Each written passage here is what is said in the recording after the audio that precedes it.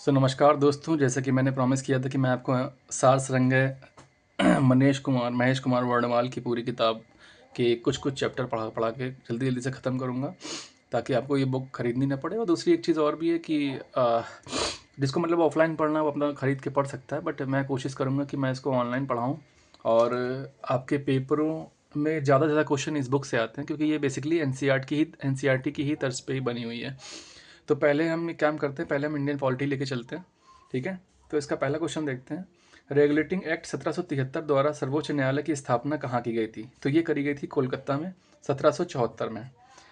अगला क्वेश्चन है, भारत के प्रशासन में भाग लेने का अधिकार किस अधिनियम के द्वारा प्राप्त हुआ? तो ये चार्टर एक्ट 1833 के द्वारा हुआ था, ठीक है। नेक्स्ट क्वेश्चन है, भारत विधान परिषद को बजट पर बहस करने की शक्ति किस अधिनियम के द्वारा प्राप्त हुई? तो ये भारत परिषद अधिनियम 1892 में प्राप्त हुई थी, ठीक है। नेक्स्ट क्वेश्चन देखते हैं, केंद्रीय विधानमंडल सर्वप्रथम किस अधिनियम द्वारा द्विसदनीय बनाया गया?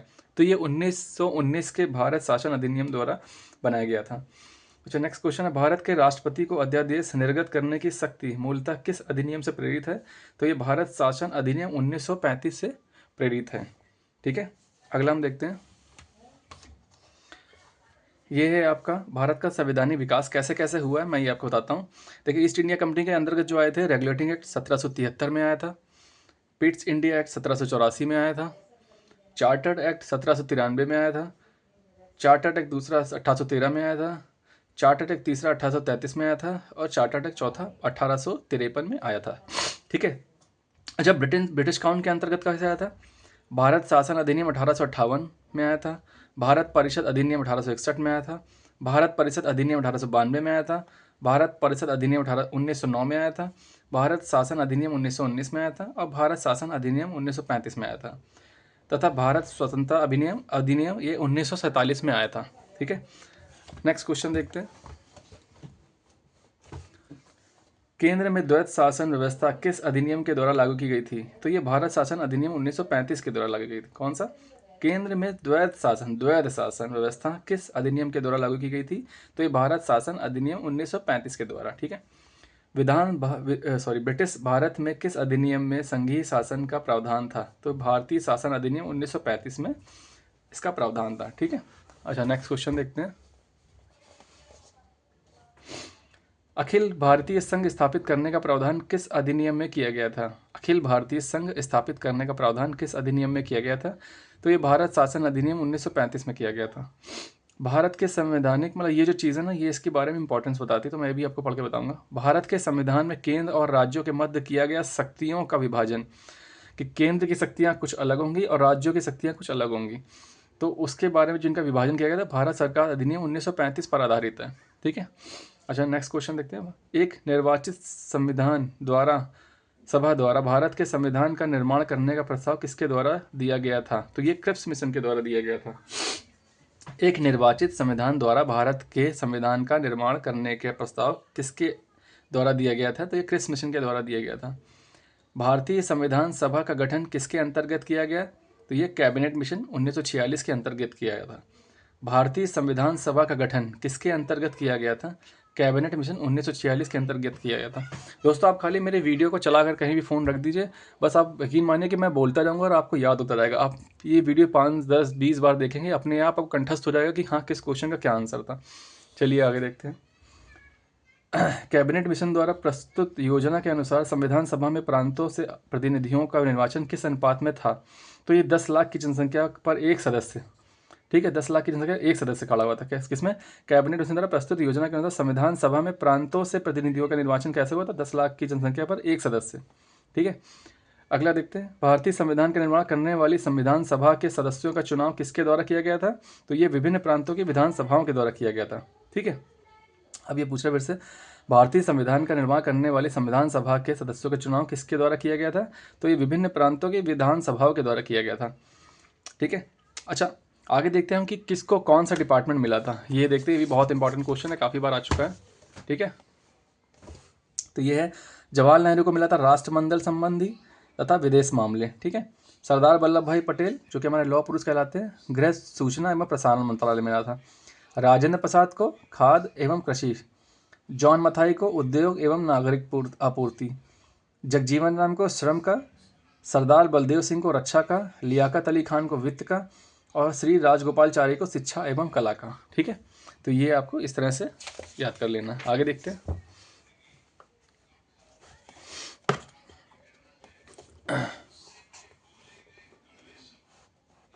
ठीक है, अगला देखते हैं, पूरा आ रहा है।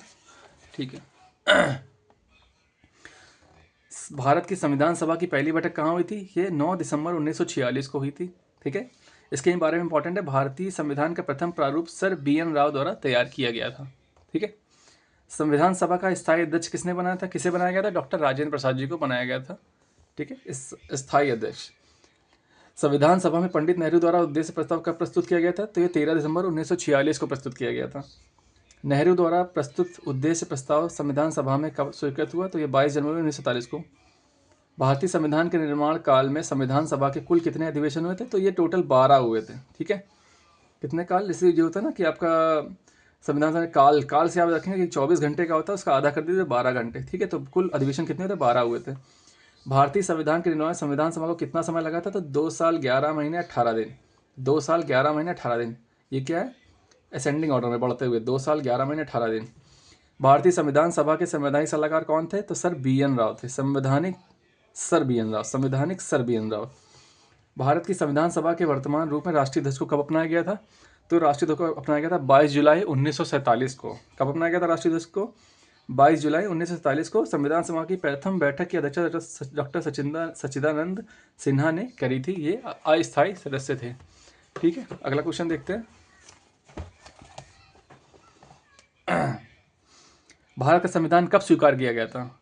ये आप बहुत ध्यान रखिए, क्योंकि ये क्वेश्चन मैंने कई एग्जाम में देखा है बार बार। इसमें क्या कहते हैं 1950 कर देते हैं, इसमें क्या कहते हैं 26 नवंबर के 26 दिसंबर कर देते हैं, ऐसे कर देते हैं, 26 जनवरी कर देते हैं। तो आपको याद है भारत का संविधान कब स्वीकार किया था? 26 नवंबर 1949 को। भारतीय संविधान पूर्णतः कब लागू हुआ था? तो ये लागू हुआ था 26 जनवरी 1950 को। अब देखिए, स्वीकार किया गया था 26 नवंबर 1949 को, लागू कब हुआ था? 26 जनवरी 1950 को। ये बहुत कन्फ्यूजिंग हो जाती है, आपको बिल्कुल ध्यान रखना है कि स्वीकारा था हमने 49 में और लागू हुआ था 50 में। ठीक है, चलिए आगे देखते हैं संविधान सभा के बारे में। 9 दिसंबर 1946 को संविधान सभा की प्रथम बैठक हुई, जिसमें सच्चिदानंद सिन्हा को अस्थायी सदस्य तथा 11 दिसंबर 1946 को डॉक्टर राजेंद्र प्रसाद को स्थायी सदस्य चुना गया। संविधान निर्माण का प्रारंभ 13 दिसंबर 1946 को पंडित जवाहरलाल नेहरू द्वारा प्रस्तुत उद्देश्य प्रस्ताव से हुआ था, जिसे 22 जनवरी 1947 को सर्वसम्मति से स्वीकार कर लिया गया। 26 जनवरी 1949 को भारतीय संविधान अंगीकृत किया गया, जबकि 26 जनवरी 1950 को पूर्णतः लागू किया गया। ठीक है, ये आपको बहुत अच्छे से ध्यान रखना है, क्योंकि इसमें लोग बहुत कंफ्यूज हो जाते हैं। चलिए अगला क्वेश्चन देखते हैं।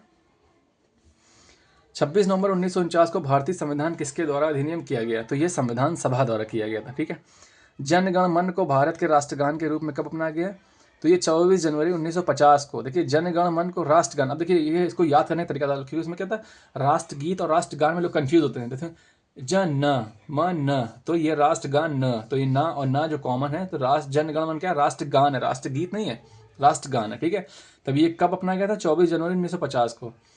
नेक्स्ट क्वेश्चन है, भारत सरकार द्वारा अशोक स्तंभ को राष्ट्रीय चिन्ह के रूप में कब अंगीकृत किया गया था? 26 जनवरी 1950 को।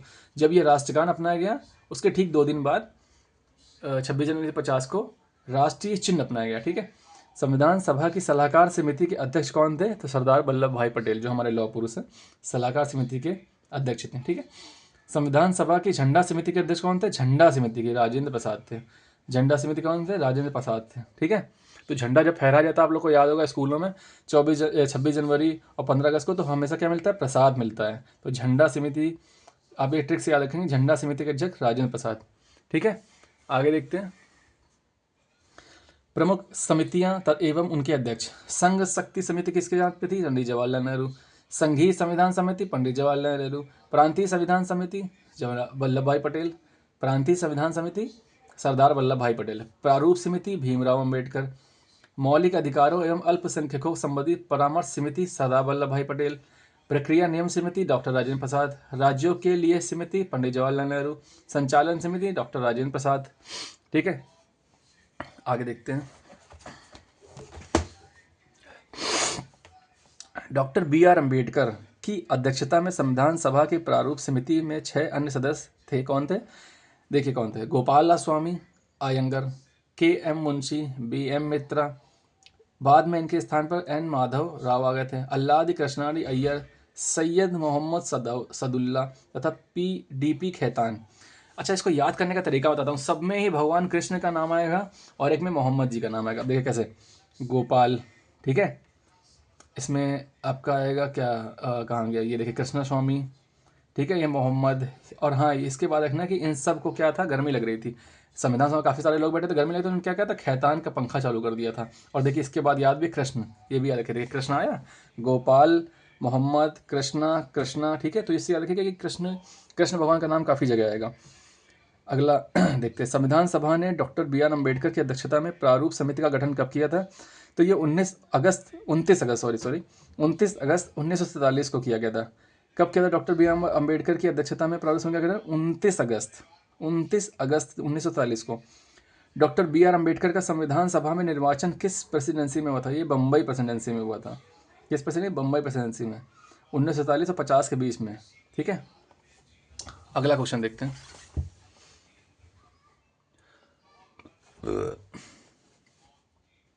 भारतीय संविधान में मौलिक कर्तव्यों का विचार किस देश के संविधान से लिया गया? देखिए मौलिक कर्तव्य किसका? रूस के संविधान से। अगर हमारे मौलिक कर्तव्य छीन ले जाएंगे तो हम रूस जाएंगे, मतलब रूठ जाएंगे, तो रूठ जाएंगे तो रूस जाएंगे, ठीक है। भारतीय संविधान मौलिक कर्तव्यों का विचार किससे लिया गया था? रूस से। तो ये सर याद कर सकते हैं कि मौलिक कर्तव्य छीनेंगे तो हम लोग रूठ जाएंगे, रूट से रूस जाएंगे, ठीक है। भारतीय संविधान में राज्य के नीति निर्देशक तत्व डीपीएसपी किससे लिया गया? आयरलैंड से। तो देखिए डीपी हम तभी लगाते हैं जब हमारी आय अच्छी रहती है, क्योंकि हम किसी महंगी कार के पास खड़े हैं तब हम डीपी लगा लेते हैं, किसी महंगे आइलैंड के पास खड़े हैं तो डीपी लगा लेते हैं, महंगे कपड़े पहने तो डीपी। तो डीपीएसपी ऐसी यह याद करने की ट्रिक है कि डीपीएसपी कब कहाँ से लिया गया था? आयरलैंड से। तो डीपी हम तभी लगाते हैं जब अच्छी हमारी आय होगी, जब हमारी आय अच्छी होगी तभी हम डीपी लगाएंगे। तो ये याद करने का तरीका है, ठीक है। भारतीय संविधान की प्रस्तावना में सम्मिलित स्वतंत्रता, समानता एवं बंधुत्व का सिद्धांत किससे लिया गया? फ्रांस से लिया गया। देखिए अब बंधुत्व क्या क्या है? बंधुत्व किसी से तभी बढ़ेगा जब हम उसको फांस लेंगे अपनी बातों में फांस लेंगे तो हमें क्या फांस लेंगे तो फ्रांस से लेंगे। ये ट्रिक है याद करने की। पर बंधुत्व का सिद्धांत कहाँ से? फ्रांस से। तो फांस लेंगे, ठीक है। और स्वतंत्रता कैसे मिलती है? जब किसी की फांस से बाहर निकाल आते हैं। किसी की स्वतंत्रता, समानता कहाँ से मिलती है? जब किसी की फांस से बाहर निकाल आते हैं। तो ऐसे याद करने का तरीका है कि फ्रांस से मिला था, ठीक है। भारत में न्यायिक पुनर्विलोकन की संकल्पना किस देश के संविधान से ली गई? तो ये संयुक्त राज्य अमेरिका, मतलब जुडिशियल रिव्यू। देखिए जुडिशियल रिव्यू किससे ली गई? संयुक्त राज्य अमेरिका से। तो जुडिशली कैसे काम करती है? संयुक्त रूप से काम करती है, संयुक्त, सबको संयुक्त देखे। ऐसा नहीं है कि आप किसी धर्म से अलग अलग धर्मों से, तो अलग अलग धर्मों से अलग अलग आपका बयान देंगे या अलग अलग सजा सुनेंगे, ऐसा कुछ नहीं। वो जुडिशियल कैसे रिव्यू करती है? संयुक्त रूप से रिव्यू करती है। तो आप याद रखेंगे जुडिशियल रिव्यू कहाँ से? संयुक्त राज्य अमेरिका से, ठीक है। अब देखिए इसके बारे में इंपॉर्टेंट बात करेंगे। भारतीय संविधान एक विशेष संविधान द्वारा निर्मित एवं लिखित संविधान है। इस दृष्टिकोण से भारतीय संविधान अमेरिकी संविधान के समतुल्य है, ठीक है। आगे बढ़ते हैं। भारतीय संविधान में संवैधानिक संशोधन का प्रावधान किस देश से लिया गया? तो दक्षिणी अफ्रीका। अब देखिए संशोधन में क्या होता है? पैसा तो नहीं लगता है, फ्री का होता है। संविधान संशोधन कहाँ से लिया गया? दक्षिणी अफ्रीका से। तो हमें याद कैसे रखना कि संविधान संशोधन, जो संशोधन होता है ये फ्री का होता है, इसमें पैसा नहीं लगता है, दक्षिणा नहीं लगती, बिल्कुल फ्री का होता है, ठीक है। तो आगे देखते हैं। ये याद करने के तरीके हैं बहुत अच्छे, आप कभी भूलेंगे ही नहीं, मेरी गारंटी, आप कभी नहीं भूलेंगे, ठीक है। आगे देखते हैं। भारत के संविधान में सम्मिलित आपातकालीन उपबंध कहाँ से? जर्मनी से। अब देखिए आपातकालीन जब इमरजेंसी लग जाती है ना, तो क्या, जब पैसा जम जाता है, जब पैसा जम जाएगा तो हम कुछ कर ही नहीं पाएंगे, और जब हम कुछ कर ही नहीं पाएंगे तो जम गई मनी। आपातकाल में जम गई मनी, ठीक है। इमरजेंसी प्रोविजन में क्या है? जम गई मनी। तो जम गई मनी तो पैसा मिलेगा ही नहीं। तो आपातकालीन उपबंध में जर्मनी से, ठीक है। शक्तिशाली केंद्र के साथ भारत की संघात्मक व्यवस्था, मतलब फेडरल सिस्टम, किस देश के संविधान से? कनाडा से। अब देखिए फेड से हमने फट जाता कैसे? नारा क्या होगा? अगर हम नारा नहीं लाएंगे तो पैजामा फट जाएगा। तो फट से क्या आएगा? फेड से नाड़ा, कनाडा। तो फेडरल सिस्टम कहाँ से? कनाडा से। आगे देखते हैं। भारत के संविधान में सम्मिलित समवर्ती सूची किस देश से ली गई? तो ये ऑस्ट्रेलिया से। समवर्ती कॉन्करेंट लिस्ट कहाँ से लेगी? ऑस्ट्रेलिया से, ठीक है। कहाँ से लिया समवर्ती सूची? ऑस्ट्रेलिया से। आगे देखते हैं। भारतीय संविधान में निहित विधि द्वारा स्थापित प्रक्रिया किस देश के संविधान से ग्रहण की गई? ये जापान से। अब देखिए प्रोसेस इस्टेब्लिश बाय लॉ कहाँ से? जापान से, ठीक है। ये क्या है? विधि द्वारा स्थापित प्रक्रिया कहाँ से? जापान से ली गई है। आगे देखते हैं। भारतीय संविधान की प्रस्तावना में सामाजिक, आर्थिक एवं राजनीतिक न्याय का आदर्श का प्रावधान किस देश से संविधान के में से प्रेरित है? ये रूस से। देखिए, भारतीय संविधान की प्रस्तावना में सामाजिक, आर्थिक एवं राजनीतिक न्याय का आदर्श का प्रावधान किस देश के संविधान से प्रेरित है? ये रूस से है। ठीक है, सामाजिक, आर्थिक, राजनीतिक, अगर ये तीनों ही काम नहीं करेंगे हमारे लिए तो हम इनसे रूठ जाएंगे। ठीक है, सामाजिक, राजनीतिक और आदर्श चीज़ें अगर हमारे लिए काम नहीं करेंगे तो हम रूठ जाएंगे इससे। ठीक है, भारतीय संविधान में संसदीय विशेषाधिकार, पार्लियामेंट्री प्रिविलेज की संकल्पना किस देश के संविधान पर आधारित है? ब्रिटेन के। ठीक है, अब इसमें क्या, संसद में लोग विशेष रूप से कौन सा बिस्कुट खाते हैं? ब्रिटानिया का बिस्कुट खाते हैं। संसद में विशेष रूप से लोग ब्रिटानिया का बिस्कुट खाते हैं। तो ये लोग ध्यान रखें, जब इंटरवल होता है ना तो चाय नाश्ता करने में चाय के साथ ब्रिटानिया का बिस्कुट खाते हैं। तो संसदीय विशेषाधिकार किसमें? ब्रिटेन से। तो ऐसा आप याद रखेंगे ट्रिक के थ्रू। ठीक है, अगला देखते हैं दोस्तों, भारत के संविधान में सम्मिलित मूल अधिकार किस देश के संवैधानिक प्रावधानों से प्रेरित है? ये संयुक्त राज्य अमेरिका से है। ठीक है, संयुक्त राज्य अमेरिका, यूएई से है। किस चीज़ का? मूल अधिकार। मूल अधिकार कब मिलेगा? जब हम संयुक्त रूप से काम करेंगे तभी हमारे मूल अधिकार हमारे पास रहेंगे। अगर हम इससे हट के काम करेंगे तो हमारे मूल अधिकार छिन जाएंगे। ठीक है, आगे देखते हैं। देखिए, संयुक्त राज्य यूएई, ये यूनाइटेड स्टेट्स, संयुक्त राज्य America, United state of America,